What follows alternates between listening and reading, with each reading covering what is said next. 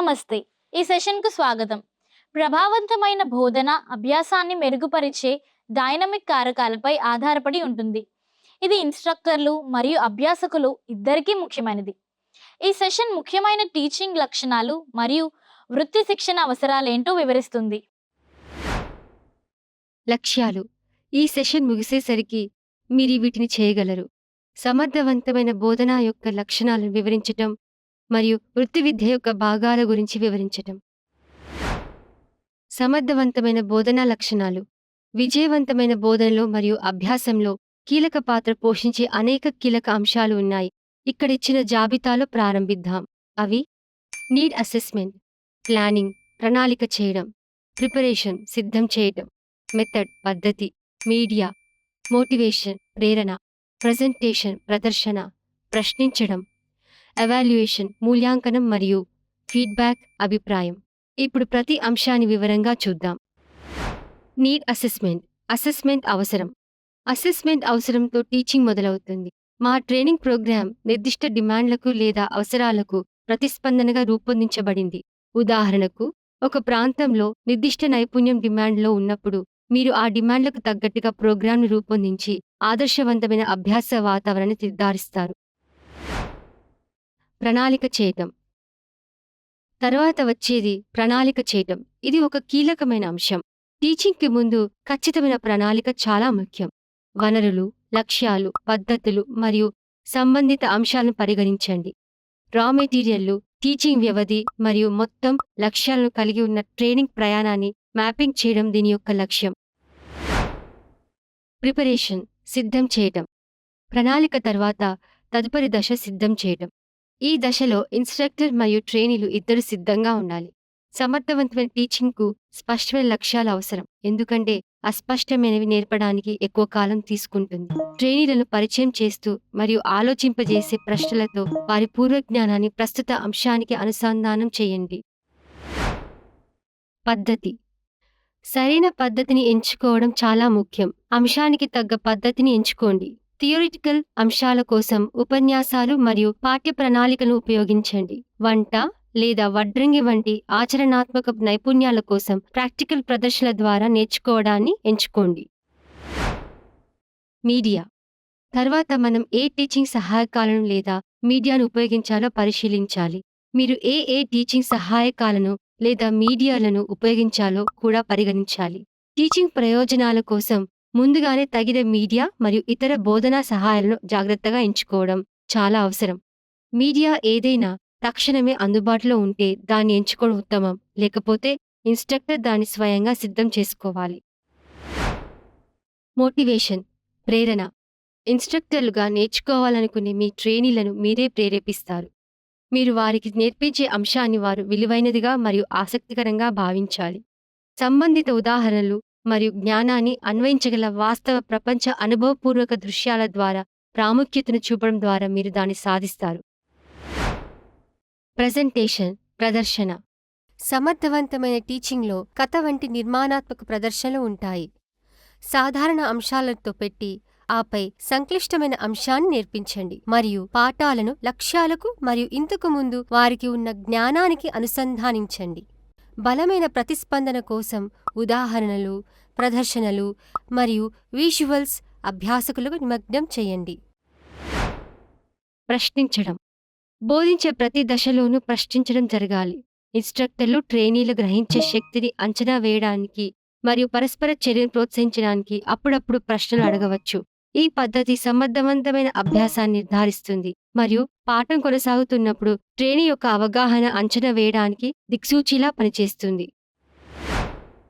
Evaluation మూల్యాంకనం. Teaching ప్రక్రియ తర్వాత వచ్చేది మూల్యాంకనం ప్రక్రియ. బోధనా లక్ష్యాలు సాధించబడ్డాయో లేదో అంచనా వేయటానికి విశ్లేషించడం చాలా అవసరం. అభ్యాస ఫలితాలను కొలవడానికి పరీక్షలు, పరిశీలనలు లేదా ఇతర పద్ధతులను ఇది కలిగి ఉండవచ్చు. ట్రైనీలు ఎంత బాగా పనిచేయగలరో మూల్యాంకనం చేయడం అనేది శిక్షణ ప్రభావాన్ని అంచనా వేయడానికి సహాయపడుతుంది. ఫీడ్బ్యాక్ అభిప్రాయం. టీచింగ్ మరియు లెర్నింగ్ అభ్యాసంలో అభిప్రాయం కీలకమైనది. పాఠం తర్వాత వెంటనే ఫీడ్బ్యాక్ ఇవ్వటం అనేది ట్రైనీలకు మరియు ఇన్స్ట్రక్టర్లకు ఇద్దరికీ సహాయపడుతుంది. ఇది సమాధానం లేని ప్రశ్నలు మరియు సవాళ్లను పరిష్కరిస్తుంది. ట్రైనీలు ఎక్కడ మెరుగుపరుచుకోవచ్చో అంచనా వేయడానికి సహాయం చేస్తుంది మరియు ఇన్స్ట్రక్టర్లు వారి పనితీరును అంచనా వేసుకోవడానికి వీలు కల్పిస్తుంది. ఇది టీచింగ్ మరియు లెర్నింగ్ ప్రక్రియను మెరుగుపరుస్తుంది. ఇప్పుడు వృత్తి విద్య యొక్క అంశాలను చూద్దాం. వృత్తి విద్యకు మూలాధారమైన క్రింది ముఖ్యమైన అంశాలు కలిగి ఉంటాయి. అవి జ్ఞానం, నాలెడ్జ్, నైపుణ్యం, స్కిల్, వైఖరి, యాటిట్యూడ్ మరియు ఉత్పాదకత, ప్రొడక్టివిటీ.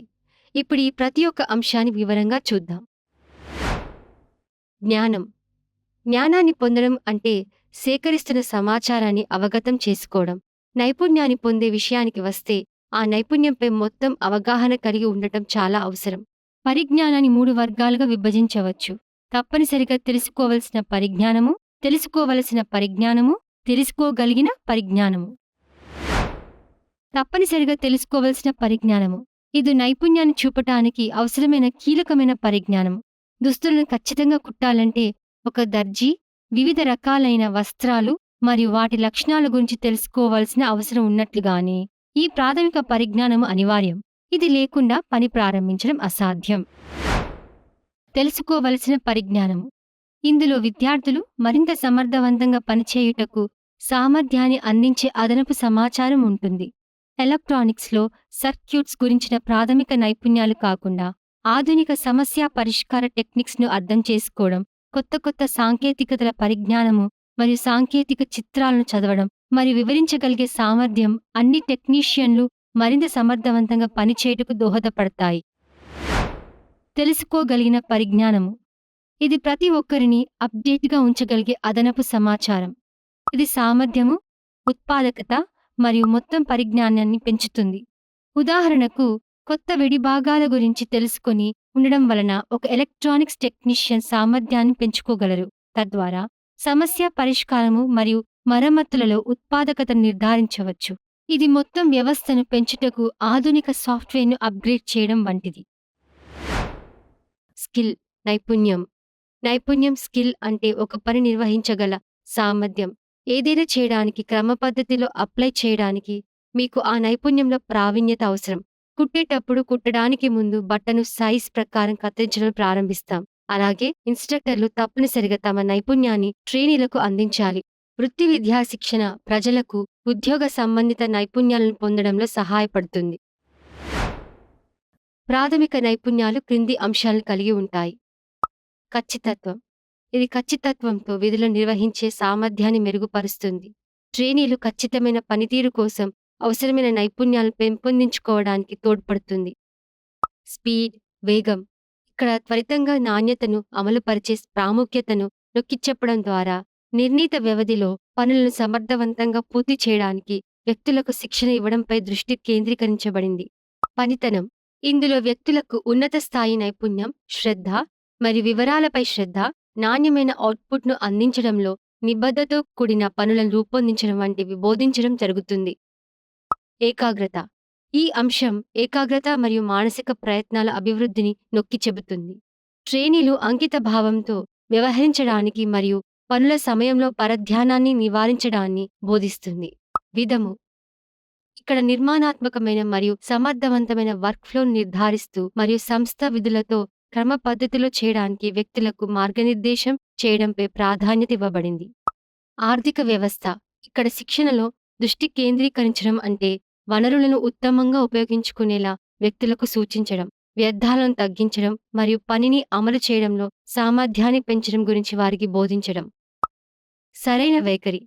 ఇది పనులు మరియు తోటి ట్రైనీల పట్ల సానుకూల మనస్తత్వం, నడవడిక మరియు ప్రవర్తన పెంపొందించడం. అనుకూలమైన మరియు సహకార అభ్యాస వాతావరణానికి దోహదపడుతుంది. టెక్నిక్. ఈ అంశం వ్యక్తుల వారి నైపుణ్యాలను యుక్తితో వర్తింపజేయడం, సరైన ఫలితాలను సాధించేందుకు ఏర్పాటు చేసిన పద్ధతులు మరియు విధానాలను అనుసరించేలా వారికి మార్గనిర్దేశం చేయడాన్ని నొక్కి చెబుతుంది. కోఆర్డినేషన్, సమన్వయం. ఇది యూనిఫైడ్ ఫలితాన్ని సాధించడానికి వివిధ అంశాలను సామరస్యం కల్పి చేయడానికి వ్యక్తులకు సూచించడం, అభ్యాస ప్రక్రియలో జట్టు కృషి మరియు సహకారం యొక్క ప్రాముఖ్యతను హైలైట్ చేస్తుంది. యాటిట్యూడ్, వైఖరి. వైఖరి మనస్తత్వం, ప్రవర్తన మరియు నడవడికను కలిగి ఉంటుంది. విద్యలో విషయాలను ఖచ్చితంగా అంచనా వేయడం, ట్రైనీకి ఉండే సామర్థ్యం.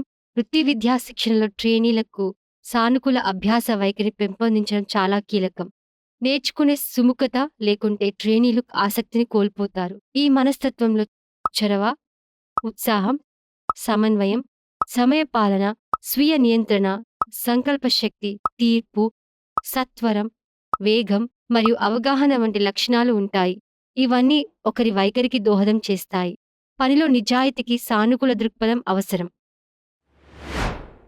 ఉత్పాదకత, ప్రొడక్టివిటీ అనేది వస్తువులను సమర్థవంతంగా తయారు చేయడం.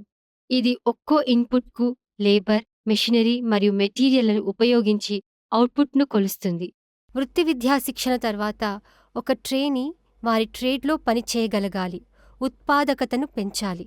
తరచుగా నైపుణ్యం మరియు సంకల్పం అని పిలువబడే నైపుణ్యం మరియు ప్రేరణ రెండింటిని కలిగి ఉన్నప్పుడే జరుగుతుంది. దీనితో మనం ఈ సెషన్ ముగింపుకు వచ్చాం.